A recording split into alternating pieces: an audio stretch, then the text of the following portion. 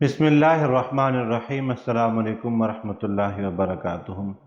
رمضان المبارک کا آخری عشرہ چل رہا ہے اور اس آخری عشرے میں اللہ کی رحمتیں بے شمار برس رہی ہیں، اور اس آخری عشرے کے اندر جو شب قدر کی رات ہے، شب قدر میں عبادت کس طرح کرنی چاہیے؟ شب قدر کے اندر کیا کوئی خاص اعمال ہیں جو ہم کر سکیں؟ شب قدر کے اندر کس عبادت کی طرف زیادہ متوجہ ہونا چاہیے؟ تو ایک تو عام روٹین میں آپ لوگ دیکھتے ہیں کہ مساجد میں ہجوم ہو جاتا ہے، بیان بہت لمبے لمبے ہوتے ہیں، اور اس رات میں دوست احباب اکٹھے ہو کے مسجد میں آتے ہیں، وہاں پہ آ کے باتیں کرتے ہیں، بوتلیں پیتے ہیں اور جگہ جگہ پہ بیٹھے ہوتے ہیں۔ تو اس طرح نہیں کرنا چاہیے۔ کیا کرنا چاہیے کہ اگر کوئی مولوی صاحب بیان کرنے کے لیے آئیں تو وہ مختصر سا بیان کریں، اور دوسرے نمبر پہ تو سب سے بہتر یہ ہے کہ اس عبادت کو عورتیں بھی مرد بھی گھر میں کریں، یکسوئی میں بیٹھ کے کریں، اللہ کے دھیان کے ساتھ کریں، اللہ کو سامنے رکھ کے عبادت کریں۔ اور اگر آپ کے گھر میں اتنی جگہ نہیں ہے، یا آپ سمجھتے ہیں کہ مجھے یکسوئی نہیں مل سکتی، تو آپ مسجد میں آ جائیں، مسجد میں اکیلے بیٹھے، ایک آپ کے پاس تسبیح ہو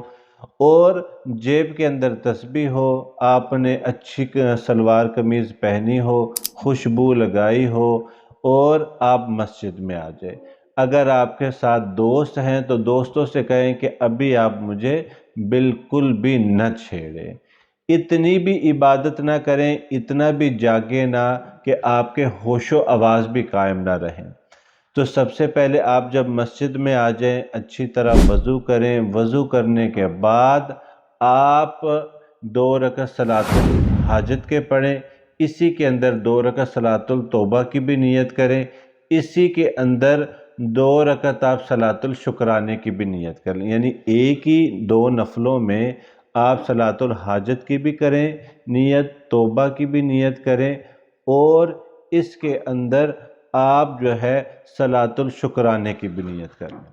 جب یہ آپ پڑھ لیں، پڑھنے کے بعد پھر آپ 1000 مرتبہ استغفر اللہ یہ پڑھیں، پھر 1000 مرتبہ صلی اللہ علیہ وسلم یہ پڑھیں، پھر آپ 1000 مرتبہ تیسرا کلمہ پڑھیں، تیسرا کلمہ پڑھیں بڑے دھیان کے ساتھ، توجہ کے ساتھ، کہ اللہ کی رحمت میرے اوپر اتر رہی ہے۔ تو تیسرا کلمہ جب آپ پڑھیں گے تو اس میں آپ نے اللہ کی بڑائی کو، وحدانیت کو ذہن میں رکھنا ہے۔ جب آپ درود شریف پڑھیں گے تو آپ علیہ الصلوۃ والسلام کے احسانات، آپ نے ہمارے لیے کتنی دعائیں کی، اس نیت سے پڑھیں گے۔ اور جب آپ 1000 مرتبہ استغفار پڑھیں تو اپنی گناہوں کی نیت کر کے، جب آپ یہ سب کچھ مکمل کر لیں، پھر اس کے بعد دعا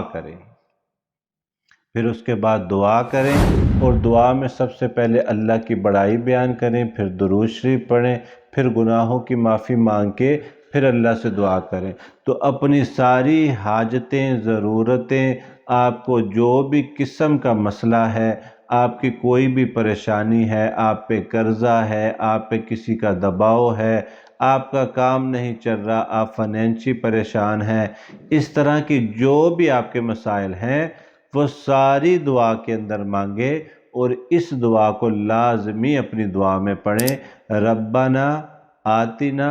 فی الدنیا حسنۃ وفی الآخرۃ حسنۃ وقنا عذاب النار، کہ یا اللہ دنیا کی بھی نعمتیں عطا فرما، آخرت کی بھی نعمتیں عطا فرما، اور ہمیں جہنم کی آگ سے محفوظ فرما۔ جب آپ دعا کو ختم کرنے لگے، آمین آمین کر کے دعا کو ختم کریں، اور ساری رات اگر آپ عبادت کرنا چاہیں تو ساری رات استغفار پڑھتے رہیں، کیونکہ استغفار کے بارے میں آتا ہے کہ